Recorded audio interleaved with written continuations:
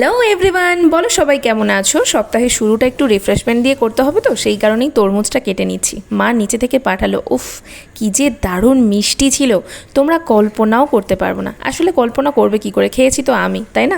সকালবেলাটা এরকমভাবে শুরু করলে দেখবে সারাটা দিন বেশ তরতাজাভাবে কাটে। কি লাগছে না? দেখতে তো দারুণ লাগছে। চলো আজকে দিনটা শুরু করে দিই এবার।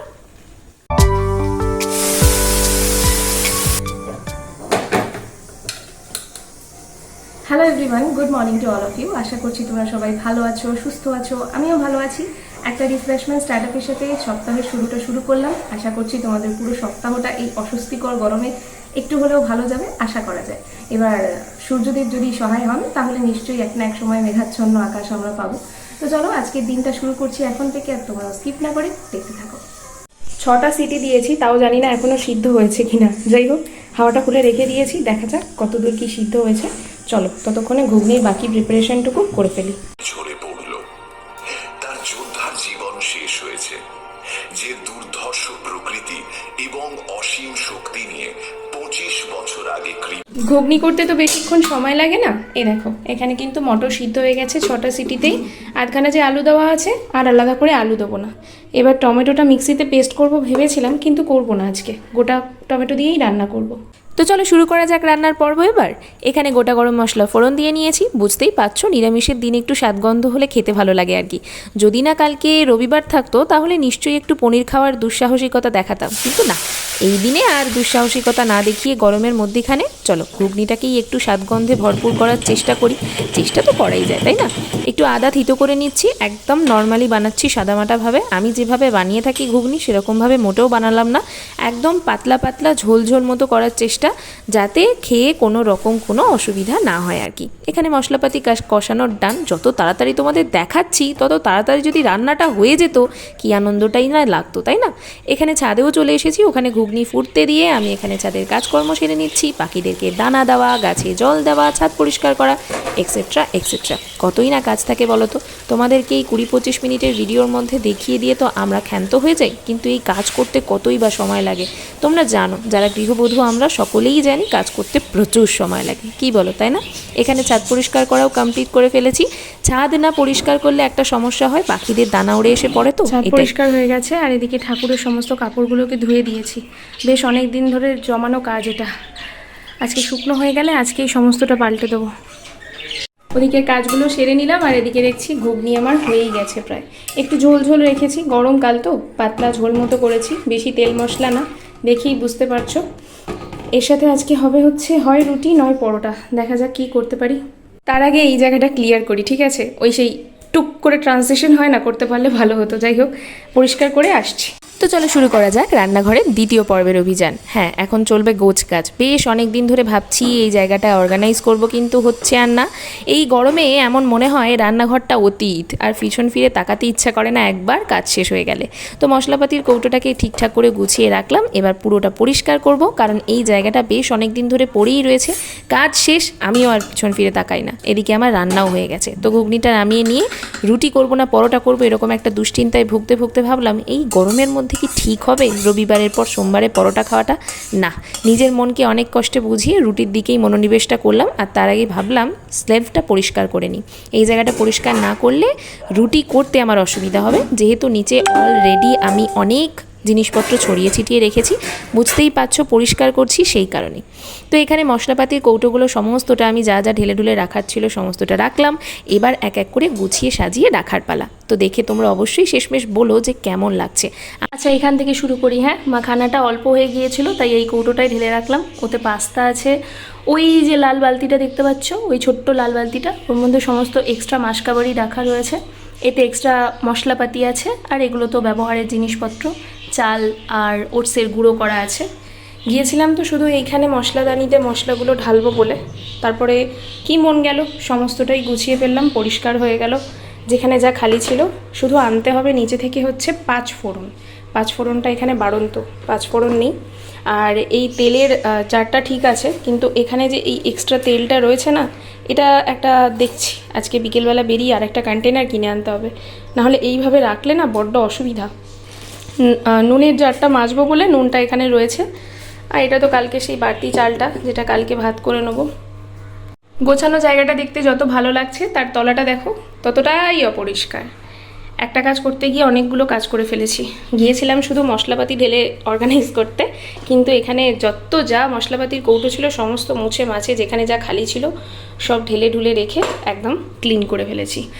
অপরিষ্কারের মধ্যে শুধু আছে হচ্ছে এই তেলের ট্রেটা। আমার একটা এক্সট্রা ট্রে আছে, কিন্তু এটা এখন পাল্টাবো না, আবার তেল পড়বে। কারণ এই যে প্যাকেটে করে তেলটা রয়েছে না, আরেকটা কন্টেনারে না ঢালা অবধি আমি শান্তি পাবো না। মানে এখানে যতবারই আমি ট্রে চেঞ্জ করি না কেন তেল গড়াবে, এই হচ্ছে ব্যাপার। যাই হোক, আজকে বিকেলে বেরিয়ে দেখি একটা কন্টেনার যদি পাওয়া যায়।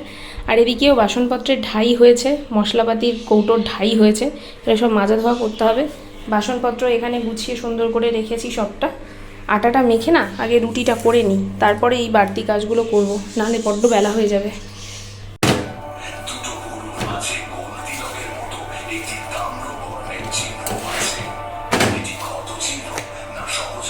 কানায় কানায় সমস্ত কিছু পরিষ্কার। এবার লাগছে একটা গোছানো রান্নাঘর।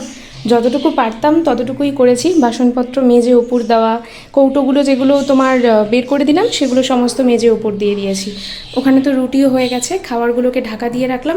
একেবারে গুছিয়ে নিলাম রান্নাঘর। গ্যাস ট্যাস পরিষ্কারও কমপ্লিট, বেসিন অবধি পরিষ্কার করে রেখে দিয়েছি। দেখো এবার লাগছে একটা গোছানো রান্নাঘর। শুধু এই উপর দেওয়া বাসনগুলো জল ঝরে গেলে তুলে দিলেই সমস্তটা ফাঁকা। এখানে কৌটোগুলো সমস্ত মশলাপাতি নিয়ে আবার ভরে ভরে রাখতে হবে। একটা আছে বিস্কিটের, একটা আছে মুড়ির, আর এগুলো তো সমস্ত গোটা মশলা গুঁড়ো মশলার কৌটো।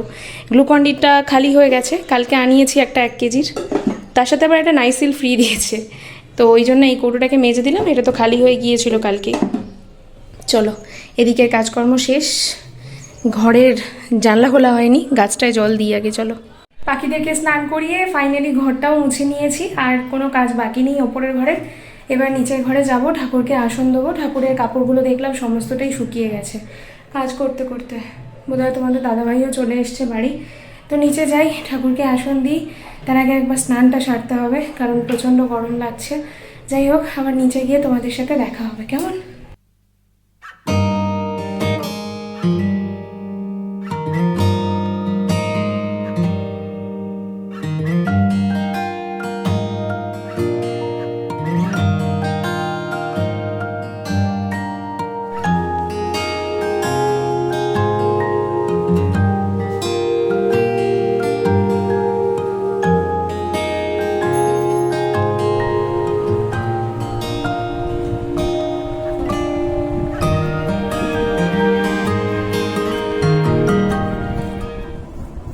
গুড ইভিনিং তোমাদের সকলকে। উপরে এসেছিলাম হচ্ছে ভিডিও আপলোড করতে। আসলে ওই দুপুরবেলার যে বাসনপত্রগুলো ছিল আমি এক টান করে রোগড়ে রেখে দিই, কারণ ওপরে তো সবসময় আসা হয় না। যখন বিকেলবেলা আসি তখন তারপরে ওপরে ওগুলোকে নিয়ে চলে আসি, আবার মেজেই তুলি। কারণ এটা না একটা ম্যানিয়া আছে জানো তো, আমার শাশুড়ি মা এঁটো খাটা কিচ্ছু মানে না। আমি যেহেতু সোমবার করে নিরামিষ খাই, বাসনপত্র কিছু যদি আমি নিচে মাজিও না, সেটাকে আবার এসে এক টান করে মাজি, তারপর মেজে পরিষ্কার করে রাখি। মা জানতে পারলে ভীষণ রাগ করবে, কিন্তু এটা আমার অভ্যাস হয়ে গেছে এখন, কেন জানি না। যেদিকে এই রান্নাঘরটা হয়েছে আর কি, সেদিকে এমনটাই করে থাকি আমি। যাই হোক, ছাদ থেকে জামা কাপড়টা তুলে নিয়ে আর তার সাথে ভিডিওটা আপলোডেও বসাবো। আজকে রাত্রেবেলার খাবার বলতে ঘুগনি কিন্তু নয় একদমই, যেটা ছিল সেটা দুপুরবেলাতে তোমাদের দাদাভাই আর আমি মিলেই খেয়ে ফেলেছি। আর রাত্রেবেলাতে ভাবছি একটু দই খাবো, দইয়ের সাথে একটু ওটস খেয়ে নেবো, হয়ে যাবে। কারণ ভীষণভাবে না ঘুগনিটা খাওয়ার পর কেমন, এই গরমকাল তো কেমন একটা আইঢাই আইঢাই ভাব হচ্ছে। তো রাত্রেবেলা একদমই হালকা। আর যেহেতু আমি ভেবেছিলাম আজকে থেকে একটাও উল্টোপাল্টা খাবার খাবো না, দোকান থেকে আইসক্রিম এনে সেই প্রতিজ্ঞা আমার ভঙ্গ করে দিল। কি আর বলা যাবে। যাই হোক, মোটমাট কথা হচ্ছে যেটা অ্যাভয়েড করতে হবে সেটা হচ্ছে দুপুরে ঘুম। তোমরা অনেকেই জানো যারা ব্লগ ফলো করো যে আমি একটা পেনের অ্যাসেম্বলিংয়ের কোম্পানিতে কাজ করতাম। সেটা এই মাস খানেক হলো বন্ধ রেখেছি, মাস দেড়েক হয়ে গেল বন্ধ রেখেছি। একটু আমার সমস্যা হচ্ছিল সেই কারণে। তো জানি না সেখানে আর আবার কখনো যাবো কিনা। ওটা যখন থেকে বন্ধ হয়েছে না, এই দুপুরে ঘুমের নেশাটা তখন থেকেই এসেছে। নাহলে আমার কিন্তু দুপুরে ঘুমের নেশাটা ছিল না। কি আর করা যাবে, যা হওয়ার সেটা তো হয়েই গেছে। বক বক করে ফেলছি, ভিডিওটা আমার আপলোড করতে দেরি হয়ে যাচ্ছে। তো একটু পরে আবার তোমাদের সাথে দেখা হবে, কেমন?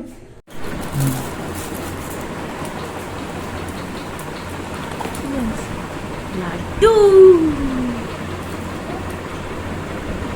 এবার দেখো,